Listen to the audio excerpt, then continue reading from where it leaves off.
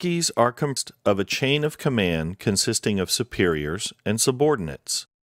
This is exactly what the Roman centurion spoke of when he asked Jesus to heal his servant in Matthew chapter 8. The centurion replied, "Lord, I do not deserve to have you come under my roof, but just say the word, and my servant will be healed. For I myself am a man under authority, with soldiers under me. I tell this one, go, and he goes, and that one, come, and he comes. I say to my servant, do this, and he does it." The centurion was basically comparing Jesus' spiritual authority to his own worldly authority, which obviously came from being part of a military hierarchy. Now, some might say Jesus agreed with this comparison.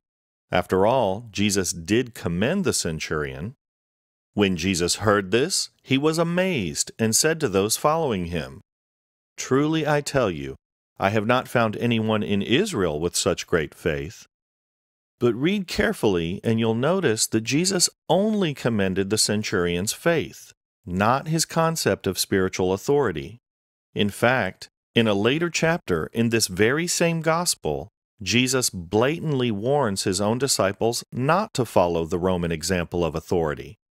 Remember, the Romans were the Gentiles who ruled over Israel during Jesus' lifetime, and this is what Jesus had to say about the way they ruled.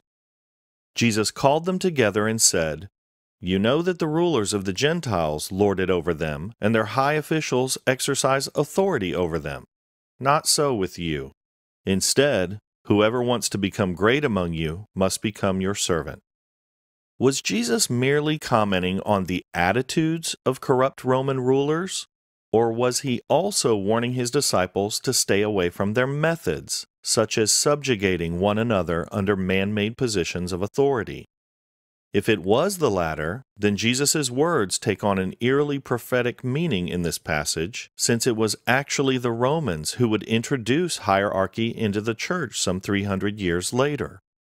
Also, if Jesus was commenting on man's inclination to subjugate one another, his disdain for this practice is certainly consistent with his Father's. Remember, God's original intent for Israel was a nation without any sort of man-made political system, but Israel begged God for a king instead. And even though God told Israel they were rejecting him by asking for an earthly authority to rule over them, he eventually agreed and gave them a kingship that lasted well over 400 years. In upcoming episodes of this series, we'll dig deeper into this idea and eventually discover that the urge to put one person in a superior position over another is a recurring inclination of fallen man, whereas God's ultimate desire has always been for every person to willingly humble themselves before God and others.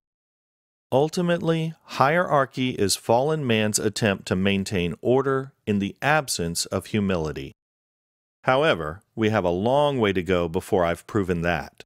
So I hope you'll join me again for my next installment in this series on church hierarchy.